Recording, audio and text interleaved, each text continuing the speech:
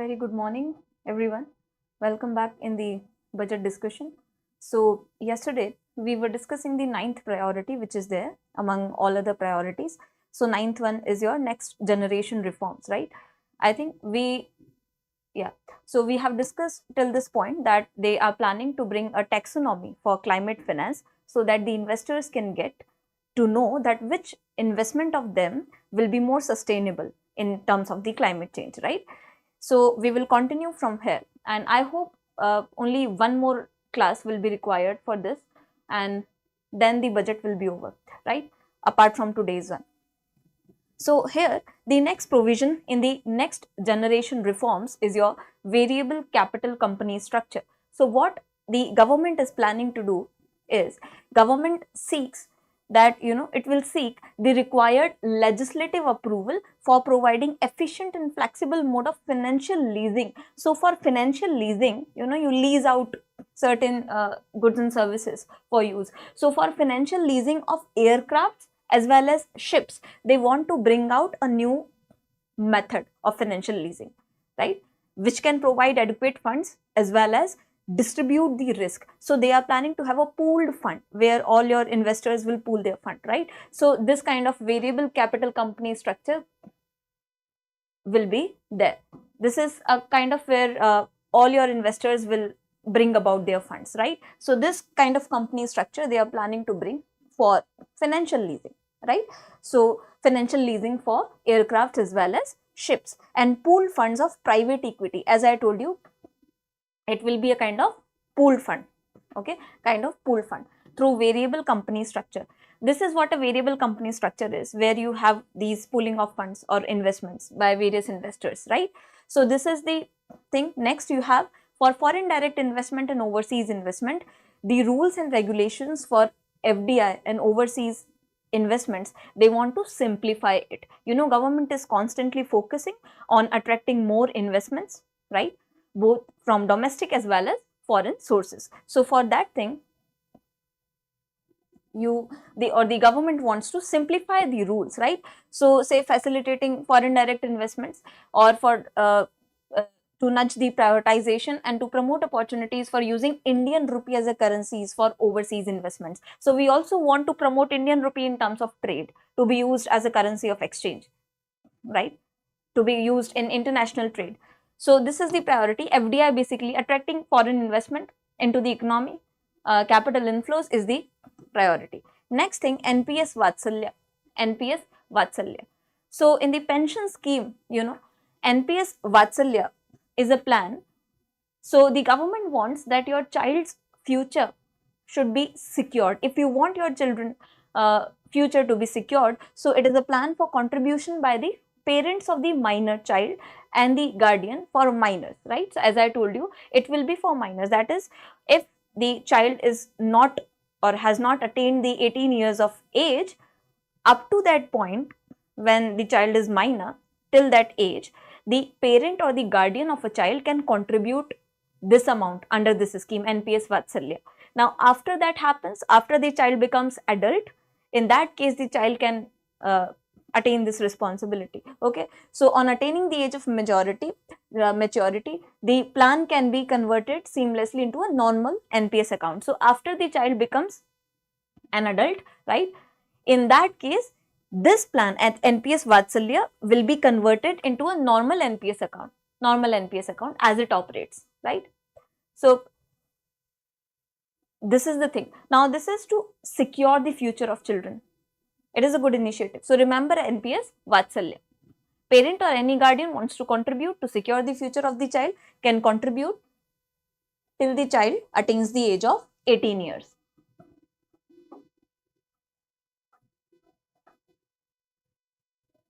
Okay. Now, use of technology.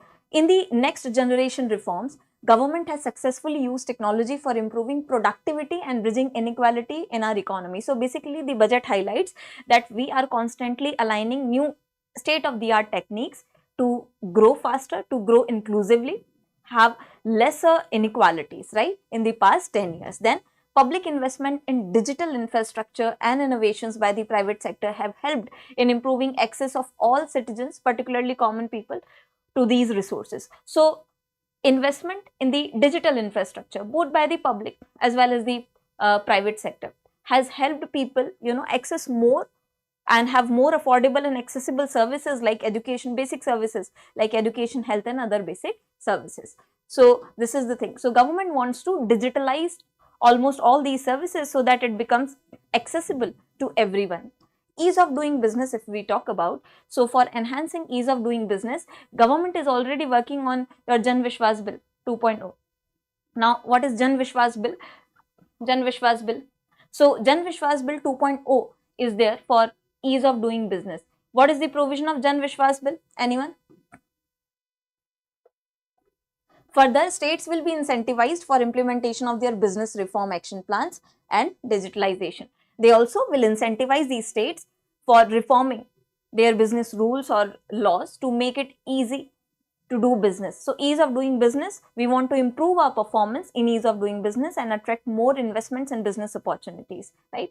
Tell me, what is Jan Vishwas Bill? What does the Jan Vishwas Bill aims to achieve? What is the broader aim of Jan Vishwas Bill? I am waiting for your answers. So Jan Vishwas Bill, how does Jan Vishwas Bill helps in ease of doing business?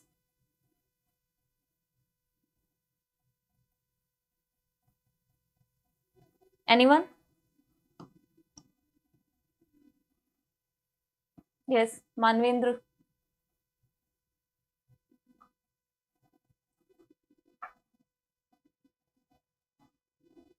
Okay, so moving ahead, data and statistics. Data and statistics. For improving data governance, collection, processing and management of data and statistics, different sectoral data bases, including those established under Digital India Mission, will be utilized with active use of technology and tools. So basically, collecting, processing, publishing data related to various fields should be more integrated with the technical know-how, basically, right? So it becomes easier to process, collect and publish the data related to each and every field. So becomes accessible to everyone as well and ensures transparency from the side of the government. Then you have the new pension scheme. So for the new pension scheme, the budget says that the committee to review the NPS has made considerable progress. So there has been a committee which has been formed to review the progress of this new pension scheme, as you all know, is there in public discourse for a long time. Now the committee, what has suggested, what is the progress so far for the new pension scheme, is that the staff side of the National Council of the Joint Consultative Machinery, so it basically represents the interest of the staff or the government. So staff side of the National Council of the Joint Consultative Machinery for central government employees have taken a constructive approach. They are devising all these methodologies. A solution will be evolved which addresses the relevant issues while maintaining the fiscal prudence to protect the common citizens. So basically, the government side or the staff side's views have also been given. They are also giving their constant inputs.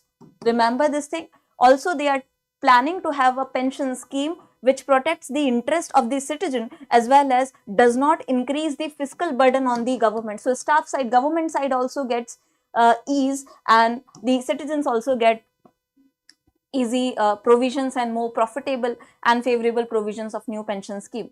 So a concrete roadmap will be formed after this consultation and inputs they have been provided with for new pension scheme, right? Next, budget estimates. So we are done with all the priorities. Is this clear to everyone? We are done with all the priorities highlighted in the budget. So there are 9 priorities we have discussed. Under each priority, what all are the schemes and the provisions they have launched. We have also discussed what are the important facts and figures which you need to remember for the examination, right? Further, now what you have in the budget analysis, priorities and schemes are done. Now we will see the budget estimates. Then we will be continuing with the indirect taxes provisions and the direct taxes provisions, and not much is remaining, this much is there, and at the end we will have important again bullet points of important schemes, right? So okay, so Jan Vishwas Bill, still I am waiting for your answers. You tell me, this is in news for a long period of time, right? And this is 2.0. Alright. So talking about the budget estimates highlighted in the budget, also we have discussed them in the first or second class if I am right. So for the year 24-25, the total receipts, if you see the total receipts other than borrowings and the total expenditure are estimated at 32.07 lakh crores and 48.21 lakh crores respectively. So remember this figure. These are the estimated receipts. So the total receipts other than borrowings, right, will be 32.07 lakh crores and total expenditure is 48.21 lakh crores. So there is a fiscal deficit, of course. What is fiscal deficit? So when your total expenditure exceeds your total receipt, right? So remember this figure. Then the net tax receipts are estimated. What are the net tax receipts? The net tax receipts are estimated at 25.83 lakh crores. Remember, we have discussed all these concepts. What falls under net tax receipts, what are tax receipts, what are other than tax receipts, everything we have discussed in the initial classes, right? So if you don't understand these concepts, you can go through all these classes. You can in first or second class only, I have explained you each and every terminology, right? So remember this figure. Next, net tax receipts are estimated to be at 25.83 lakh crores, okay? And the fiscal deficit for this year, fiscal deficit is estimated at 4.9% of GDP. This figure is very, very important. Fiscal deficit figure, 4.9%. Remember this thing, 4.9% of the GDP. 4.9% of the GDP. Now the gross and net market borrowings, if you see, so we have seen the estimated receipts, the expenditure, we have seen the net tax receipts, we have seen fiscal deficit, which is 4.9% of GDP. Apart from this, the gross and net market borrowings through dated securities, you know, these dated securities which are for long term, like government bonds and all. So whatever government borrows through these dated or long term securities, are your dated securities. So what is the estimate for this for 24-25? The market borrowing through dated securities is estimated to be at 14.01 lakh crores. 14.01 lakh crores and 11.63 lakh crores respectively, right? So gross borrowings will be of 14.01 lakh crores and net market borrowings through dated securities will be your 11.63 lakh crores. Remember this figure, okay? So remember this figure, gross and net market borrowings through dated securities particularly we are talking about, right? Through dated securities, gross is 14.01 lakh crores and net is 11.63 lakh crores. 11.63 lakh crores, okay? Now these are less than what was the figure for 23-24, right? So both will be less than that in 23-24. So it is less. So less of borrowings. Now if you remember the basic concept of fiscal deficit, we have discussed that, you know, fiscal deficit represents nothing but the borrowing, what the government will borrow.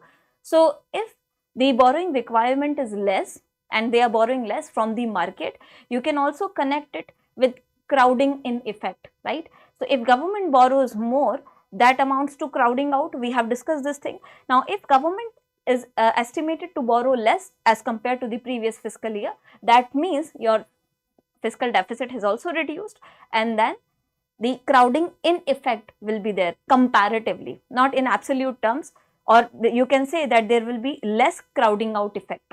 This is what the analysis you should understand through these figures, right? Now moving ahead with the further estimates. So the fiscal consolidation path announced by the government has served our economy very well, and the government aims to reach a deficit below 4.5% next year. So government is well dedicated to reduce the fiscal deficit, to be on the fiscal consolidation path, and the finance minister has said that we are planning to reduce the fiscal deficit below 4.5%, of GDP till the next financial year. We will be able to reduce this. So that is a good news, because then it will have less crowding out effect, it will have positive impacts, we will have funds, we will have loanable funds in the market to be used for investment purposes rather than using them for repayment of loans, right? So you understand what are the implications of higher fiscal deficit. I have discussed this thing with you lot number of times, right? So this is the thing. Now from 26-27 financial year onwards, the government's endeavor will be to keep the fiscal deficit each year such that the central government debt will be on a declining path as a percentage of GDP. So the government has highlighted that from 26-27 we will be very prudent on our fiscal consolidation path, and that our fiscal deficit each year would be capped at such a level which results into declining government debt subsequently. So we are on a path of reducing the overall public debt. This is what are the major budget estimates. I have highlighted the figures as well. So remember all those figures: estimated receipts, net tax receipts, then estimated total expenditure, then gross and net market borrowing from dated securities, and then we have seen the fiscal deficit target, right? And what is the target? 4.9%, and by 26-27 we want to reduce the public debt as a percentage of GDP. Now this was about all the priorities, the budget estimates regarding expenditure and receipts. Now comes a very important part B, which is indirect taxes. What does the budget holds for all your indirect taxes? I hope you all are very much clear regarding indirect taxes and direct taxes, the basic difference, whatever taxes which are there for which the burden of tax cannot be shifted onto some other person, right? So for example, income tax. So income tax is direct tax, CPT, corporate profit tax. Why these are direct taxes? If they are levied on you or your income, you only have to pay it, right? Unlike indirect taxes, so indirect taxes are those taxes the burden of which can be shifted further. So you see excise duties and all, they have to be paid by the seller, the producer. They shift the burden onto the consumer because that excise duty, that amount is reflected in the price of the final good which comes to be sold in the market, right? So this is indirect tax and direct tax difference. Now talking about first about the provisions made under indirect taxes. Let's see, very important, which tax has been increased, which tax has been reduced, all these we will discuss, and remember the figure, whatever figure is coming here, right? So first there are certain highlights about indirect taxation overall, right? So overall highlights, they say that average monthly, now GST is an indirect tax, you know. So average monthly gross GST collections, they have doubled. Talking about GST, I have always told you that, you know, if you see the tax receipts of the government, top 3 taxes which have been there for last 4-5 years as top 3 contributors to tax revenue of the government have been your income tax, GST and CPT. Now the ranking can change every year or time to time, but they occupy the top 3 positions always. So GST has been contributing a lot to government coffers. So this data you should remember, that average monthly gross GST collections, the budget says they have doubled to 1.66 lakh crores in financial year 24. They have doubled to 1.66 lakh crores in financial year 24. Remember this thing.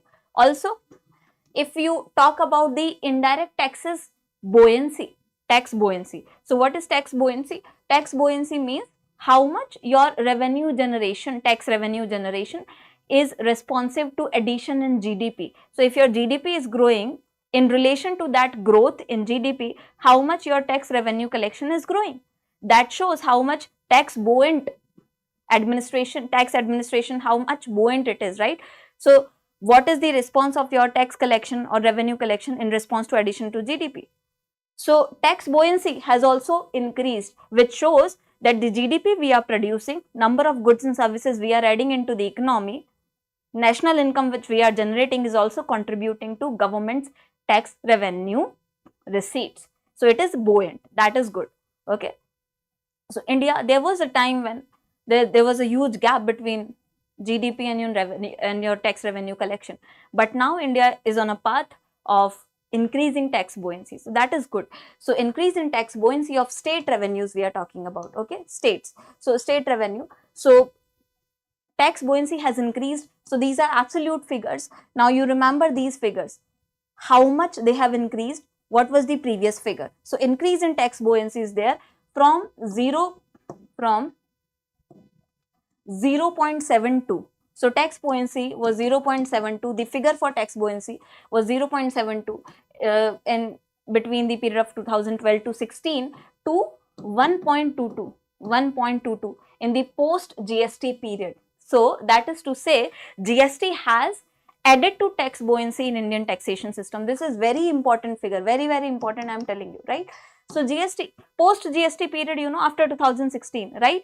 So before 2016, the tax buoyancy, indirect taxes we are talking about, was 0.72. After the implementation of GST, it has increased to 1.22, from 0.72 to 1.22. That means, so this is again achievement of GST. GST has contributed to more tax buoyancy for state revenues, right? So this is an achievement from indirect taxation part of Government of India. Remember this thing. Next, if we discuss reduction in logistic cost and prices of most goods and services, because we are talking about indirect taxes. So indirect taxes, the regime has been continuously simplified, which has resulted into lesser logistic cost for a lot of goods and services and lesser price as well. Logistic costs, you know, all these transportation, administration cost and all, right? Then declining import release time. So import release time has also been able to reduce simplification in the process of such taxes like custom duty and all, because you know, you release whatever you want to import, whatever goods you want to import, it takes time to release the goods, right? So that import release time has also been declined. That is adding to more economic activities and lesser logistic cost, lesser losses to the importers, right, and the producers. Maybe the industries which are using those imported goods as inputs or raw materials. So decline in import release time since 2019.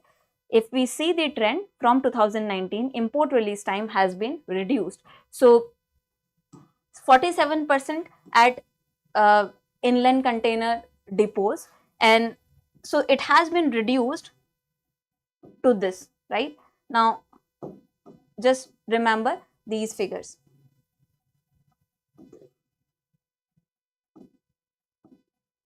So these are your figures for reduced import release time, right?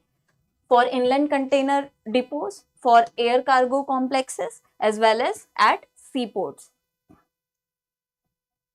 Whatever inland container depots you have, so import release time has declined for them as well, air cargo complexes, and then you have at seaports as well. So at seaports as well, the import release time has been decreased. So remember, just remember these figures 47, 28 and 27. Easy to remember, 47, 28 and 27, right?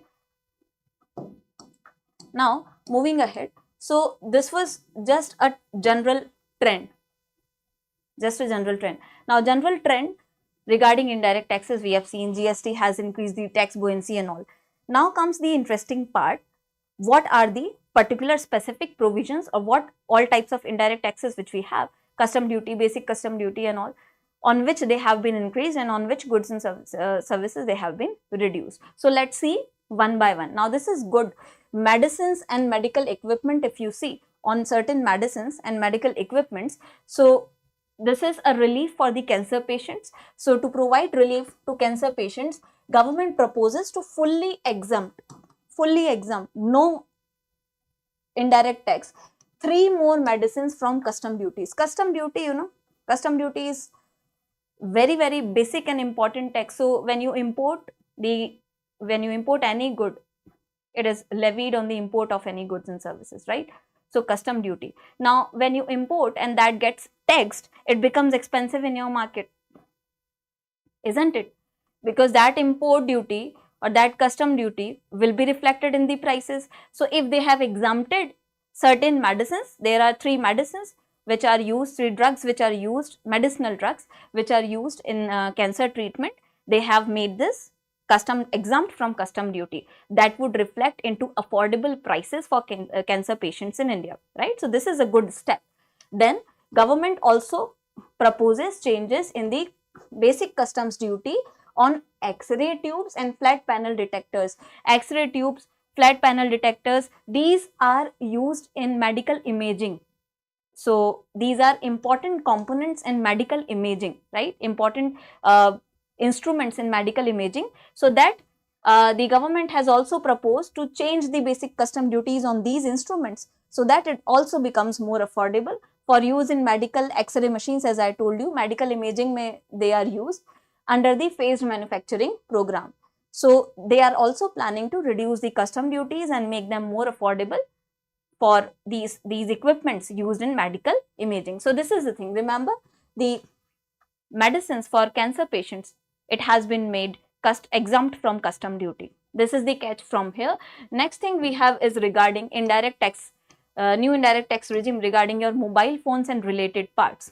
Mobile phones and related parts. So with a threefold increase in domestic production and almost 100-fold jump in export of mobile phones. You know, India has been performing exceptionally in terms of mobile phones.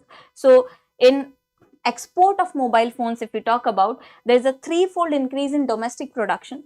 We have been able to produce 3 times more the mobile phones and almost 100-fold jump in exports of mobile phones.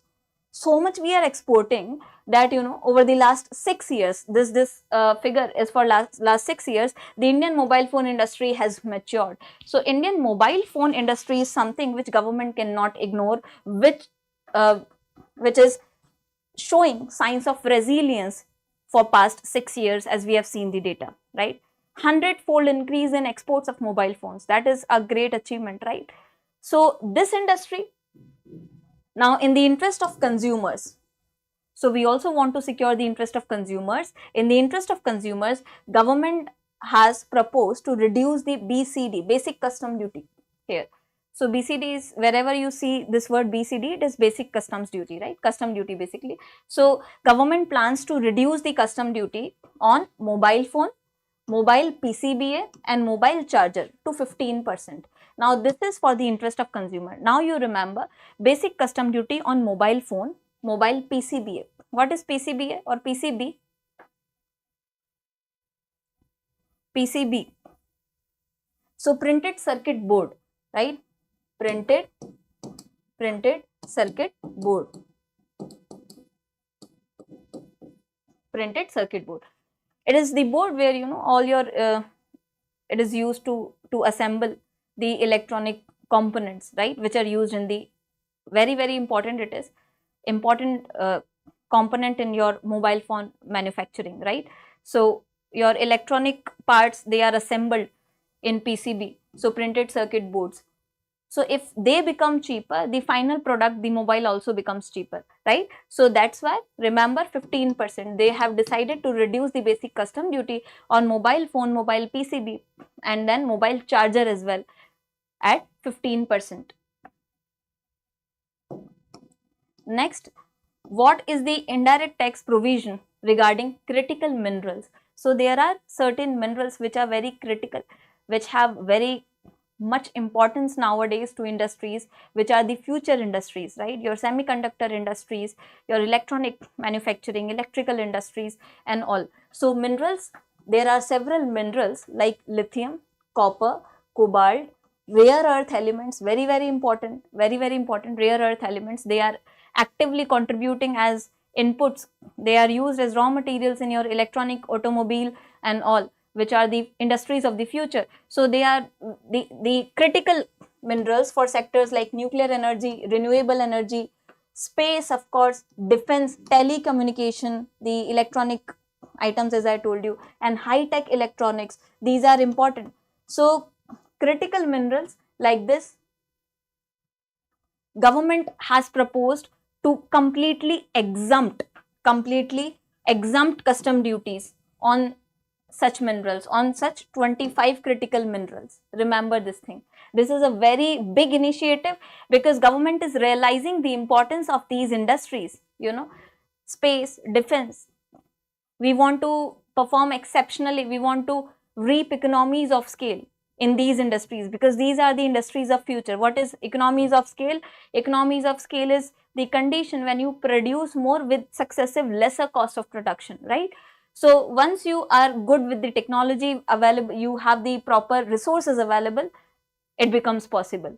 So this is the thing, government proposes to fully exempt custom duties on 25 such critical minerals as we have discussed, and there are 2-3 minerals, right, on which they are planning to reduce it. So remember, 25 critical minerals to be made completely exempt from basic custom duty, and 2 minerals they are planning to reduce the basic custom duty on. So what are these 2 minerals? These are as far as I remember, sodium dioxide, and one more is there. So the name is slipping from my mind. I'll let you know if I am able to recall, right? So these are 2-3 minerals, sodium dioxide and one more is there, which they are planning to reduce the basic custom duty, but rest 25 minerals they are planning to exempt completely, the critical minerals. So remember this thing, 25 number is important. Now next, if we talk about marine products, marine economy is contributing actively to India's overall GDP growth. Blue economy, as we also call it, right? Blue economy. So marine economy is something very important. They have also provided incentives for marine products. So India's seafood exports, if we talk about India's seafood exports in the last financial year, they touched an all-time high of more than 60,000 crores. We are able to export seafood so much, we are able to earn out of it, right? So government holds rate cuts for these industries as well. So it is more than 60,000 crores, you see. That shows Indian seafood industry or marine industry is growing faster. Now that's why frozen shrimp, you see, frozen shrimp is actively used as seafood. So frozen shrimp accounted for about 2/3 of these exports. Out of these total seafood exports, shrimp is holds the majority, right? So frozen shrimp, it accounted for about 2/3 of these exports. Now to enhance their competitiveness, because frozen shrimp is contributing so much in our exports of the marine seafood products or the seafood products, so government, to make these frozen shrimps more competitive in the international market, government proposes to reduce basic custom duty on certain brood stocks of these frozen shrimps. Brood stocks are the individuals of a particular kind of group, which are used for breeding, further breeding. So these are your brood stocks. So government plans to reduce basic custom duty on brood stocks so that we can have more breeding, we can have more frozen shrimps, and then can export more. Also on polychaete worms, they are also planning to reduce the basic custom duty on polychaete worms. Now these are also important, polychaete worms, these are very beautiful worms. If you see their images, so they are beautiful. Generally when we discuss about worms, you see just a lazy kind of insect, lying, moving very slowly, you have this image, but this is very beautiful. So also it has diverse uses. So polychaete worm is a marine worm, of course. It is used as a seafood as well. It is used as a bait for fishes as well, right? So this is very important. They are also planning to reduce the basic custom duty on polychaete worms and shrimp and fish feed also, because if you want to have more shrimps and fishes, you have to have more feed for them as well, right? Also reducing the custom duty on shrimp and fish feed to 5%. So remember this thing, they want to reduce basic custom duty on polychaete worms, on brood stock of shrimps, on shrimp and fish feed to 5%. Reduce to 5%, remember, 5%, right? This is important. Government also proposes to exempt custom duties on various inputs for manufacturing of shrimp and fish feed. Apart from reducing these duties on these items, government also has proposed to exempt certain items which are used as inputs for manufacturing of this feed for shrimp and fish. So if your manufacturing process for fish and shrimp feed becomes cheaper, then the final product will also become less costlier and will become competitive in the market. So these are the steps highlighted in the budget for making Indian marine products, particularly seafood, competitive at the international level, right? To be added more into the global value chain. Now, of course, precious metals. This is something which we all wait for. So gold and all, right? So government has proposed to reduce the custom duties this year on gold and silver. So if you import now, it will be cheaper. Gold and silver, the basic custom duty has been reduced to 6%, and on platinum it has been reduced to 6.4%, right? So on gold and silver imports it is 6%, on platinum it is 6.4%. Remember this thing. This is for precious metals. But talking about certain other important metals, again here, so nil custom duty on ferrous scrap. Remember this thing as well. So talking about, this is something we have talked about precious metals, but there are metals which hold significance for industrial production, like ferrous scrap, also known as iron and steel scrap. What is ferrous scrap? So you recycle. The idea of triple R, reuse, recycle and reduce, right? Reduce, reuse and recycle. So using these remains of iron and steel products, right, scraps further in the manufacturing process, in the recycling process. So no basic custom duty on ferrous scrap, nil. Remember, nil basic custom duty on ferrous scrap. Now this is important. It is sustainable growth. It is in line, this decision is in line with sustainable growth, because if now you don't have any basic custom duty on import of ferrous scrap, it will promote recycling, it will promote reusing, right? So that will make industries environmentally more sustainable. So this decision is in line with sustainable development, as well as no BCD or basic custom duty on nickel cathode as well. Okay, nickel cathode as well. Nickel cathode is also used in your several industries, right? It is also used in metallurgy, in electrical, and lot of applications are there. So nil BCD, remember, on ferrous scrap as well as nickel cathode. No basic custom duty on them, but concessional custom duty of 2.5% on copper scrap. So remember, no custom duty on ferrous scrap and nickel cathode, but concessional. So reduced custom duty on copper scrap, 2.5%. Copper scrap. Copper, of course, very, very important metal in all your industries, electrical, electronic, whatever industries you have, metallurgy, right? So lot of industries, this has application. So copper scrap, the custom duty has been reduced to 2.5%. Remember this figure, very, very important. No custom duty on ferrous scrap as well as nickel cathode. They have applications in many industries, and then reduced custom duty at 2.5% on copper scrap, right? So there are certain ways, you can remember these data, just forming some images or mnemonics. So you see, copper scrap, C is like this and 2 is like this, okay? So you can have these kind of mirror images, water images of figures to remember these figures, right? So just remember 2, it represents 2, 2.5, easy to remember, right? Now, then talking about chemicals and petrochemicals, so basic custom duty on your ammonium nitrate, it has increased from 7.5 to 10%. This is something which has increased. Now why?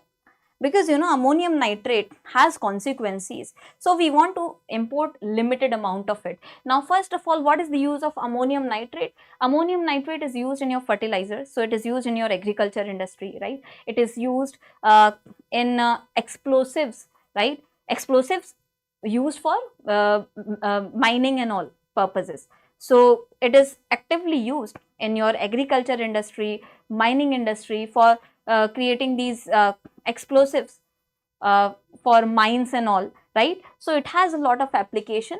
Government is planning to cut down on its import. That's why it has increased this, right? The custom duty on ammonium nitrate. So basic custom duty on ammonium nitrate has been increased. So remember what has been increased, because the bigger trend, broader trend is of reduction in custom duties. What stands out as out of these is what has been increased. So it has been increased from 7.5% to 10%, from 7.5% to 10% on ammonium nitrate. We have seen the applications of these minerals, metals, everything, so that you remember the figure, right? Then we talk about plastics. Of course, plastics. What is the provision for plastic? So PVC flex banners are non-biodegradable and hazardous for environment and health. So to curb their imports as well, because they are non-sustainable, non-biodegradable, government has raised basic custom duty on these as well from 10 to 25%. Now what are these PVC? PVC, something which you all know, polyvinyl chloride, right? Polyvinyl chloride. So PVC flex banners, these banners if you see are used for advertisement and all, they are heavily used, and then this material is imported, but since they are non-biodegradable, so they are harmful for the environment. So we want to have import substitution for them, also substitute the material. We want to have more sustainable solutions which are environment friendly. In that, due to that reason, government has increased custom duty apart from ammonium nitrate from 7.5 to 10. Apart from this, government has also increased basic custom duty on your PVC flex banners, right, to curb their imports from 10 to 25%. This is a huge increase. Remember this figure, 10 to 25%. Huge increase it is, right? So this shows how much the government is dedicated to reduce the or curb the import of these plastics, right? PVC flex banners. Moving ahead, if we talk about the telecommunication equipments, right? So telecommunication equipments, we have seen that the government has reduced the basic custom duties on your mobile phones, right? And then PCB, printed circuit boards and mobile chargers. But to incentivize domestic manufacturing, basic custom duty has been increased from 10 to 15% on PCB of specified telecom equipments. There are certain specific telecom equipments on which the basic custom duty has been increased from 10% earlier, now 15%, right? So it has been increased to 15%. Now, why on certain telecom equipments government has done this? To promote domestic manufacturing. So you see, mobile industry is increasing manifold. We are exporting 100 folds. Exports have increased. We have seen the figure, right?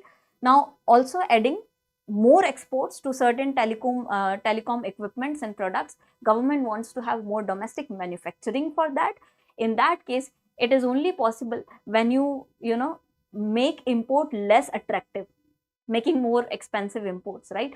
So if import become more expensive, then you shift to domestic manufacturing. Simple idea. So that is why. Next, if we see trade facilitation. Trade facilitation.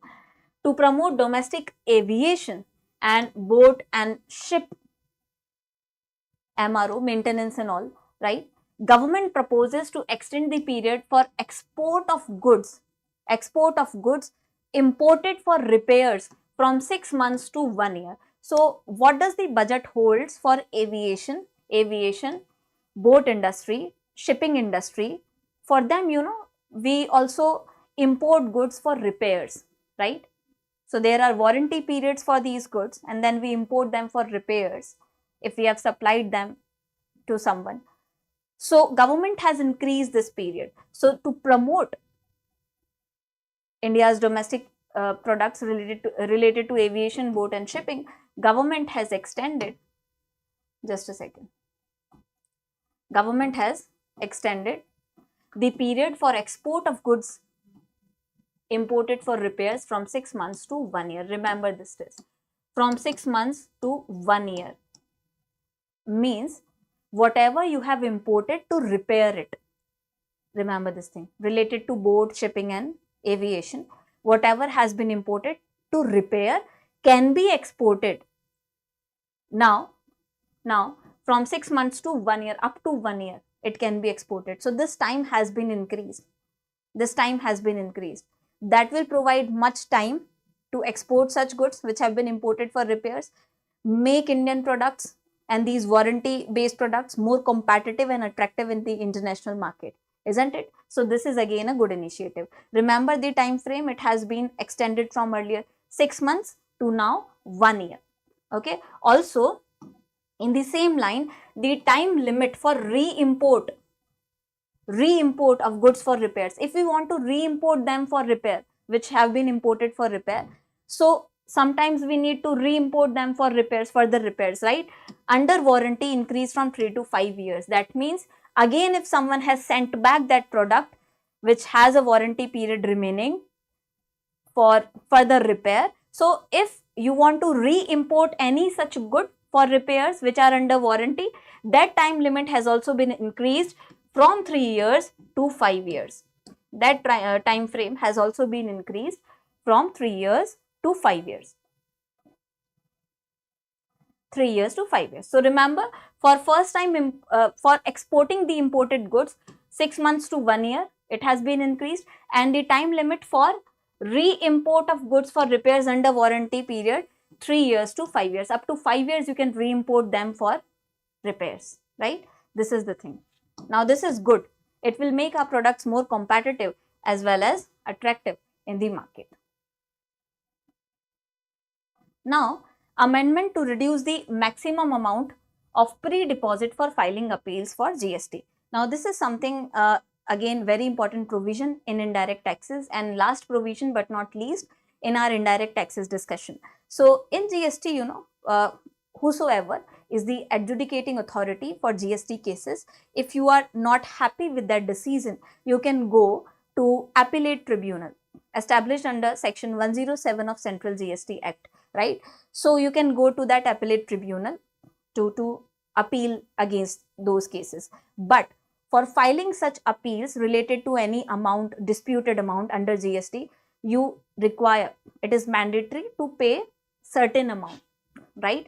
Certain amount. Now this amount has been reduced. So reduction in pre-deposit, this is the pre-deposit amount. If you want to file an appeal against any adjudicating authority of the GST or against any decision under GST regime, you can file it, but you have to pay mandatorily this pre-deposit amount, right?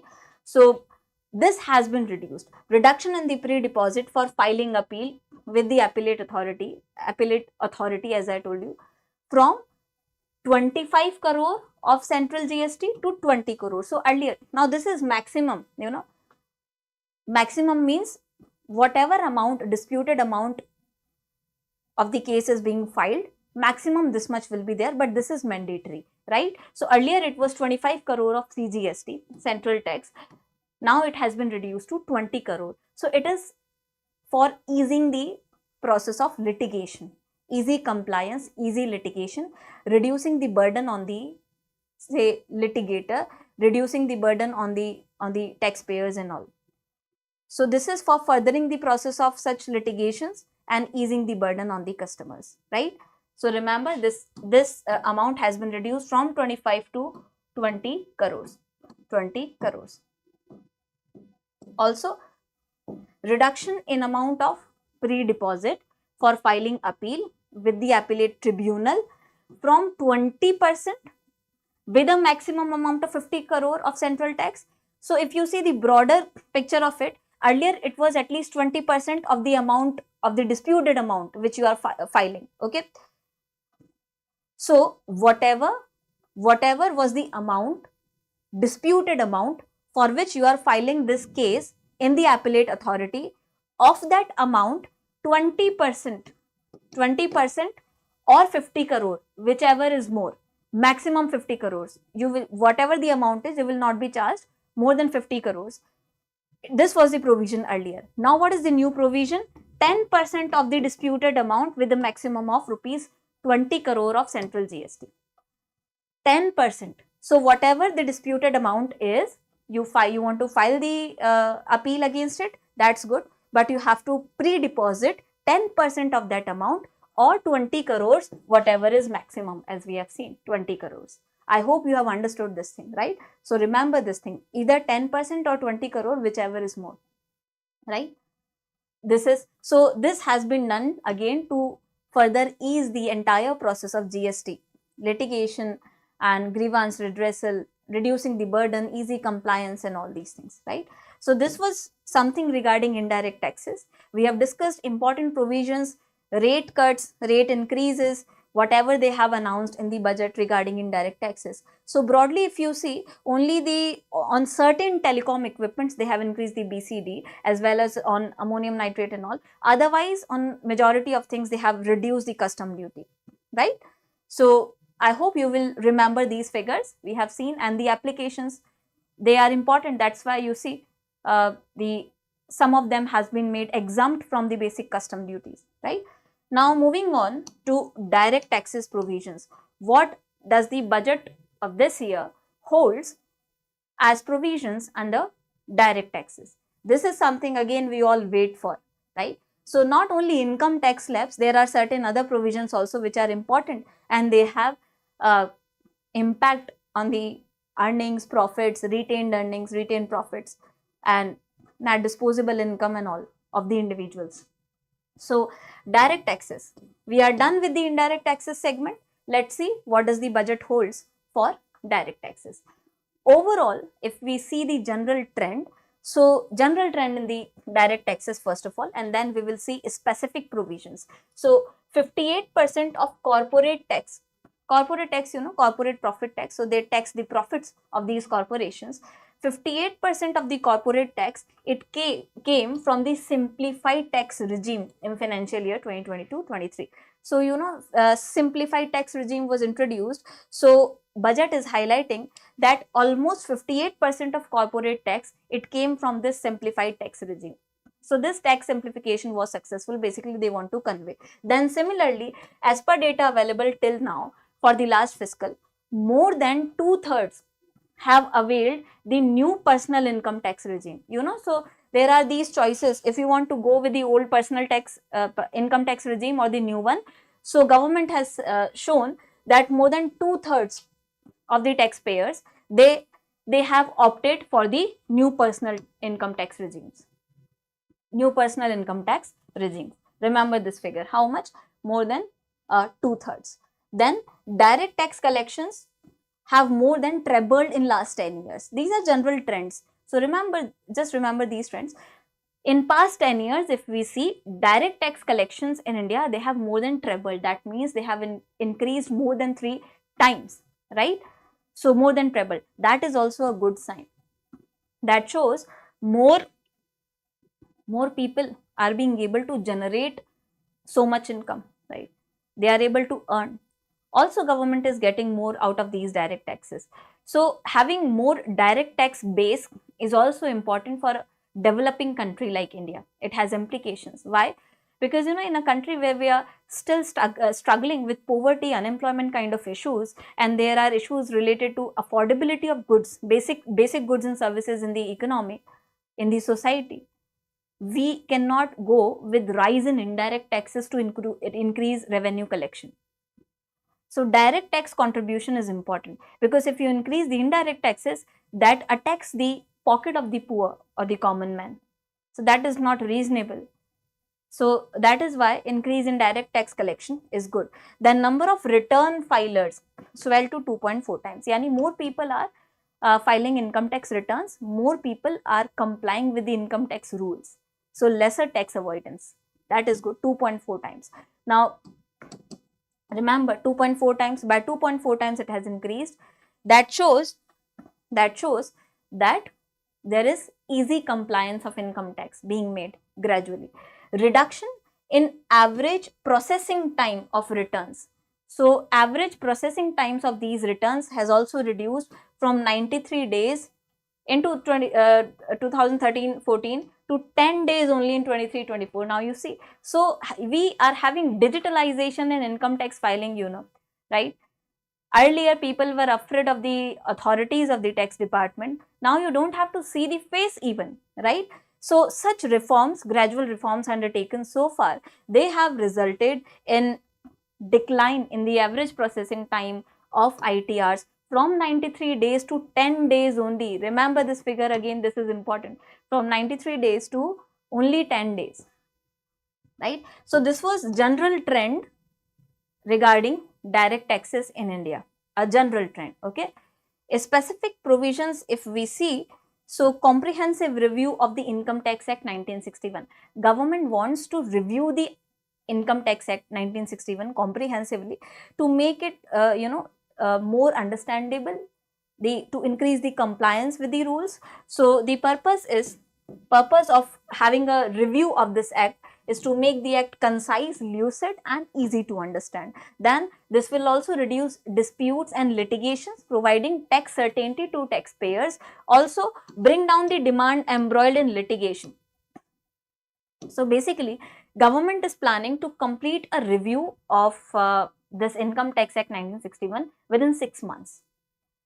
Within 6 months, they will be reviewing it to make it easy to understand, to make the compliance easier and all these things. This is the thing, right? Now, if we see the provision for TDS, tax deducted at source, you know what is TDS and TCS? So TDS, say if you are getting your income, TDS is deducted from it, right? So the tax is deducted at source only. You don't have to pay it as income tax, right? There's TCS like TDS. So TCS is what? Tax collection at source.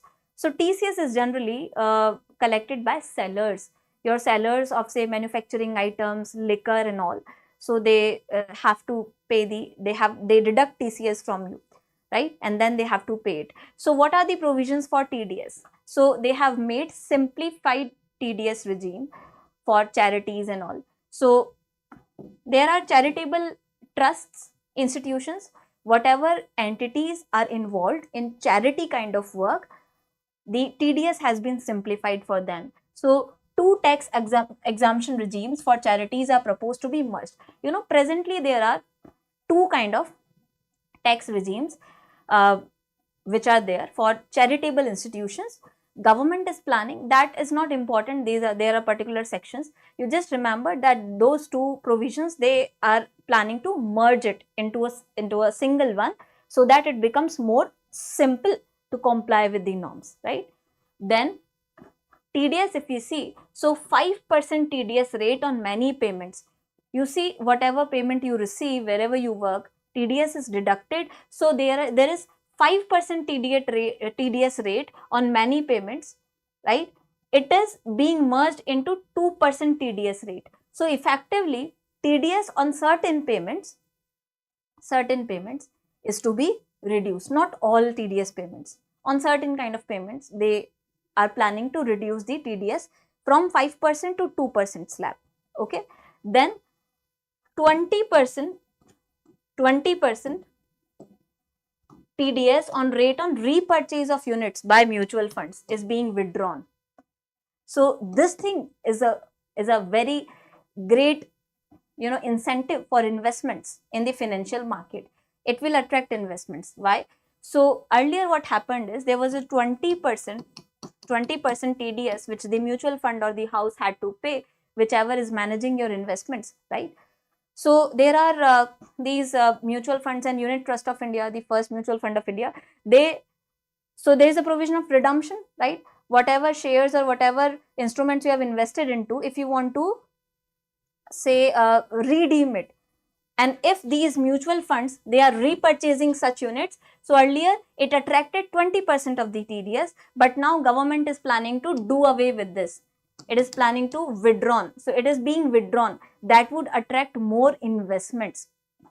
That would incentivize more mutual fund houses to develop. Also will attract more investors in the series, right? So this is the thing. Then if you see the TDS rate on e-commerce operators. E-commerce is the future industry again, right? They are earning so much. They are contributing so much to the economy, digital economy as well. So TDS rate on e-commerce operators is also proposed to be reduced from 1 to 0.1 only. So again, incentive for e-commerce operators, all your e-commerce operators. Moreover, then there is a provision of credit of TCS, okay, which is proposed to be given in the TDS to be deducted on salary. Earlier, there was no provision of credit of TCS. So, if you have paid some TCS on purchase of something, and if it is eligible to be credited, right? So, earlier what happened is, it was not credited, and then you had to claim that TCS amount when you filed all these returns. So, now the provision is that credit of TCS is to be there in the TDS, which is to be deducted on salary. So, it will be calculated first at the first time only, right? Then government proposes to decriminalize delay for payment of TDS up to due date. So, earlier what was the system was, it was criminalized. If you are not able to pay TDS before the stipulated time limit, there was a provision of imprisonment as well. From 3 months, it could go from 3 months to 7 years, right? But now government is planning to decriminalize this provision. So no criminal say imprisonment and all, there can be penalty, but they want to decriminalize. Okay. Then government will provide a standard operating procedure for TDS defaults and simplify, rationalize the compounding guidelines. There can be penalty and all, but there will be no imprisonment kind of thing. So no criminal proceedings if you delay your TDS payment. These were the, so remember the 5% to 2% reduction, then 1 to 0.1% reduction on e-commerce, and simplifying these things, decriminalizing and all, right? This is very important. I hope you are able to understand whatever we have discussed so far. Okay. Any doubts, anyone? We will resume in the next class from here. Simplification of reassessment in the direct taxes. We will resume from here. I hope the next class will be the last class of the budget. I hope so. I will try and cover whatever is remaining in the next class. But if something remains, we can have a short class for that portion, right? So, any doubts so far? Anyone?